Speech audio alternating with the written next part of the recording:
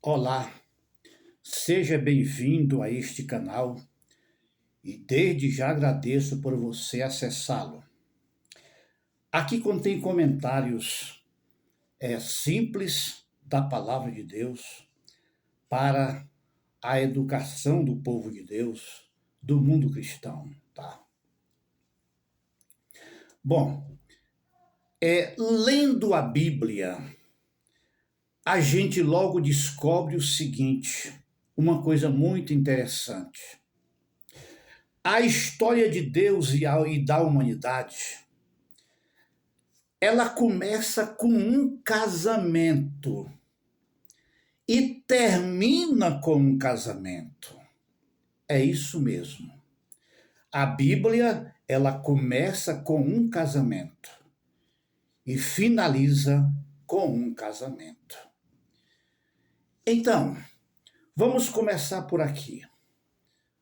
Adão, que é chamado é o primeiro homem, e Jesus, ele é chamado de o segundo Adão, veja bem. Adão, ele foi tirado uma costela dele e sarado lá, Deus fez aquela cirurgia para dali aparecer a sua noiva, a sua mulher, né? E Jesus lá na cruz do Calvário, ele foi ferido do seu lado para dali aparecer a sua noiva, a sua igreja. Então, já dá para se ter uma ideia dessa longa história, tá? Então, logo em Gênesis, vamos destacar aqui duas pessoas, tá? É Raquel, que ela foi chamada, foi levada para se encontrar com Isaac. Então, ali, Isaac já simbolizando Cristo e a Raquel já simbolizando a igreja. Então, ali é uma história, uma longa história que aponta, é uma profecia que aponta para o futuro. Bom, a outra personagem, uma mulher, porque a mulher tem muito destaque na Bíblia, né? A mulher na Bíblia, ela representa sempre o povo de Deus, tá? Como vamos dar detalhes a seguir. Bom, Azenate, a esposa de José, é uma grande figura, um grande símbolo, né? Uma verdadeira fotografia da futura igreja de Jesus. Então, o povo de Deus na Bíblia é assim. Azenate, José arranjou ela enquanto ele estava desprezado pelos irmãos. É? Até o dia em que, depois que ele já estava com ela, ele voltou a se encontrar com seus irmãos. Isso aí tem um grande significado. Jesus, enquanto ele foi desprezado pelos judeus, como até hoje, ele está arrumando a igreja, criando o seu povo, tá? Bom, qualquer pessoa que tem sede de Deus e de conhecer as coisas de Deus, quando começa a ler a Bíblia, se lê cuidadosamente, logo vai descobrir que a Bíblia mostra que existe um povo de Deus aqui. A pessoa até se surpreende. Para onde a pessoa vai lendo, descobre que tem um povo de Deus. Deus tem um povo separado para ele aqui. Logo, a pessoa vai procurar descobrir se a pessoa mesmo faz parte desse povo. Se não fizer parte, porque vai descobrir também, logo tem que se cuidar de passar a fazer parte desse povo de Deus, né? Então é assim, Deus aqui nesse mundo tem um povo, é um povo separado, tá? E como é que é esse relacionamento no Velho Testamento entre Deus e o seu povo? Bom, os profetas sempre compararam Deus como o marido e sempre compararam o povo como a esposa. Deus, o marido, e o povo, a esposa. Para quê? Para destacar aí, para falar profundamente da comunhão, do cuidado que Deus tem para com o seu povo, tá? Então, aí, quando o povo de Deus se desviava, se descuidava e abandonava a Deus, aí os profetas entravam em ação e comparavam o povo como uma mulher adúltera, como uma prostituta. Os profetas sempre falaram nesses termos aí. Como, por exemplo, o profeta Ezequiel. Quando o povo já estava dividido em dois reinos, o reino de Israel dividido em dois, os dois estavam desviados. E Ezequiel comparou a duas prostitutas, Olá e Olibá. Mas aí Deus sempre teve aquele cuidado. O mandar os profetas ir atrás desse povo significava que Deus fazia de tudo para trazer o povo de volta. Deus sem querer que o povo permanecesse nessa situação. Então aqui está, já é a história de um longo noivado, que assim como Deus fez o primeiro casamento de Adão e Eva, lá no final de tudo vai haver uma união geral de todo esse povo, de todos os séculos. E a Bíblia, no final, ela termina com um casamento muito mais glorioso. Agora, vamos ao Novo Testamento. Quando se chega ao Novo Testamento, a gente vê logo João Batista, o profeta João Batista, seguindo a mesma linha. Ele disse para aqueles que foram perguntar para ele, disse o seguinte: olha, quem tem a noiva é o noivo. Isso ele falava de Jesus e o povo que a partir dali ia começar a seguir a ele. E lá na frente, Jesus declarou que ia criar a sua igreja, o seu povo, depois que os judeus já tinham declarado a rejeição a ele, tá? Aí Jesus disse: olha, eu vou fundar a minha igreja agora. E lá em Atos, o apóstolo Tiago, naquela reunião que teve, ele disse que durante todos esses anos, Deus está criando um povo para si. Então, olha que esse povo é muito especial e é comparado a uma noiva. Então, sendo um noivado, um dia haverá uma união de todo esse povo para um casamento lá no céu que nunca foi visto em todo o universo. Bom, Jesus também falou do pai fazendo as bodas do seu filho. Isso é visto lá nos evangelhos. Outra coisa que chama muita atenção é a parábola das 10 virgens. Ora, ali cita que são 10 virgens, 10 noivas. Como assim? E cita somente um noivo, né? Ora, 10 noivas e um noivo, o que significa isso? Ora, nós sabemos que a igreja é uma só. A igreja é uma só. Mas os dias que estamos vivendo, a igreja é dividida em muitas denominações, igrejas locais, ministérios. Então, nem é só 10, é muito mais. São mais de 10 denominações, né? São dezenas, mas a igreja é uma só. Mas é só para nos ensinar, para não ficarmos surpreendidos, não ficarmos perdidos no entendimento.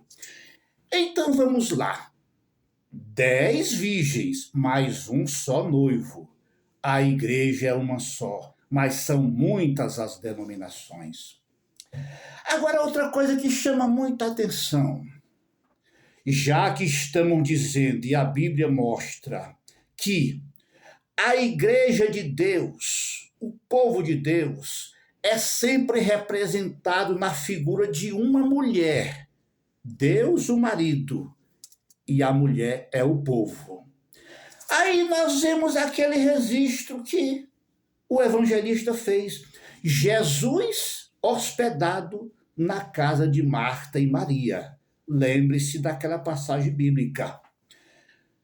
Enquanto Maria estava aos pés de Jesus, com aquele cuidado, aquele zelo de ouvir as palavras de Jesus, ouvir os ensinamentos de Jesus.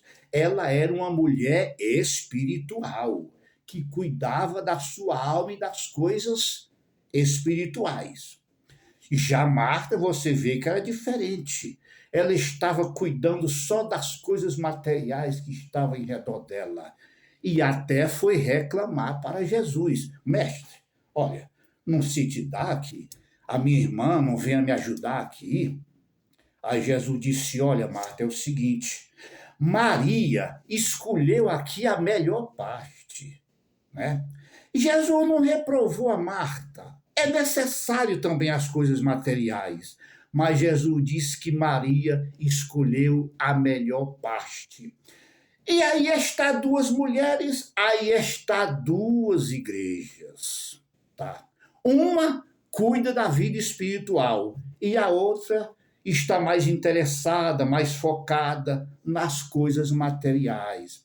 Você vê hoje que tem igreja que prega muito materialismo, só prega a prosperidade, não se fala muito em salvação ali, não se cuida muito da vida espiritual ali, é só de uma vida boa, de uma vida bem material equilibrada, um bom emprego, finanças, mas o evangelho não é muito bem assim não, o evangelho mais é para cuidar das coisas espirituais, tá? Jesus não reprovou a Marta, mas disse que a que a Maria escolheu era a melhor parte. Bom, agora, assim como aquele servo levou Raquel ao encontro de Isaque, depois de dar todos aqueles presentes para ela, vai chegar o dia em que essa noiva vai ser chamada para o casamento, tá? Um dia, o Espírito Santo representado na vida daquele servo, na pessoa daquele servo, vai chamar aqui essa noiva, que é a igreja, ao encontro de Jesus, para que seja feito o casamento lá no céu.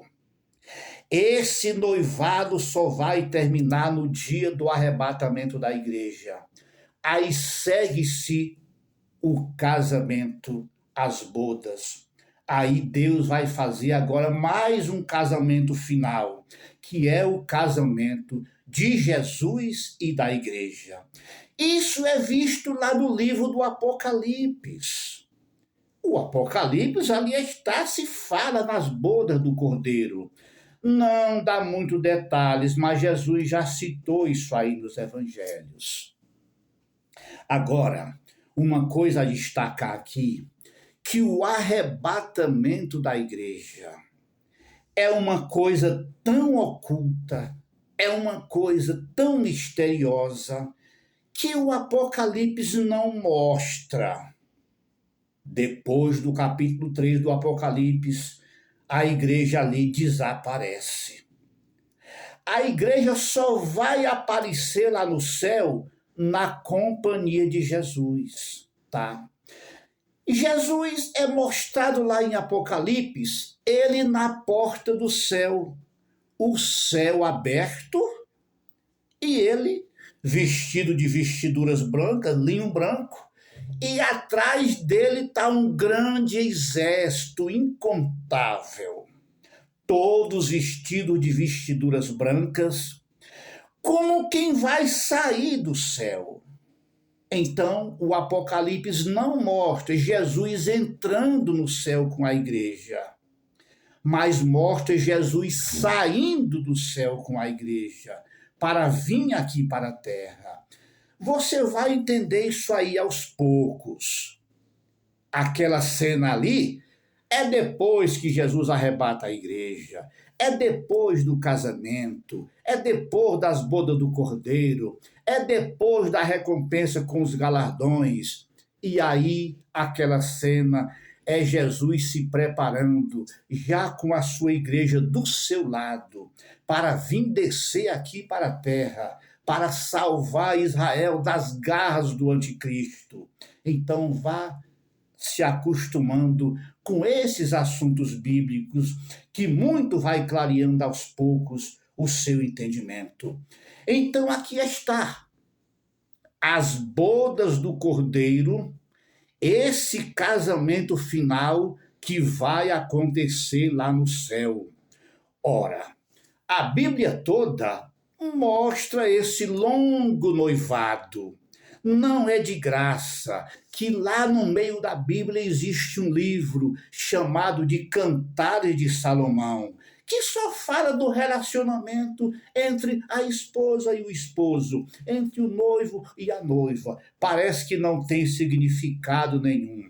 Mas lá nas cartas de Paulo, Paulo também, quando estava ensinando sobre o casamento, ele não deixou de dar uma boa explicação sobre esse assunto e disse assim: olha, grande é esse mistério, mas eu me refiro a Cristo e à igreja. Bom, lá em Gênesis, Deus fez o casamento de Adão e Eva. E Paulo diz que Jesus é o segundo Adão. E lá em Apocalipse a gente vê as bodas do Cordeiro. E Jesus falou que o pai de família vai fazer o casamento, vai fazer as bodas do seu filho. Então aqui está o longo noivado e o maior casamento de toda a história que vai acontecer. Então aí, o Apocalipse, ali a igreja desaparece e só vai aparecer lá na chamada boda do Cordeiro e Jesus em pé na porta do céu com todo aquele exército de branco atrás dele, como que vai o exército marchar com o seu capitão na sua frente.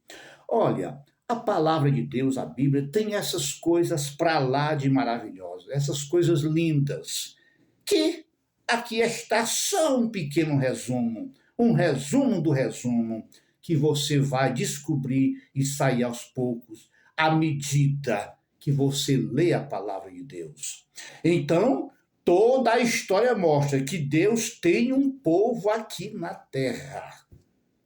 Agora, procure saber se você faz parte desse povo. E se você se surpreender e descobrir que não faz parte, você pode fazer parte também.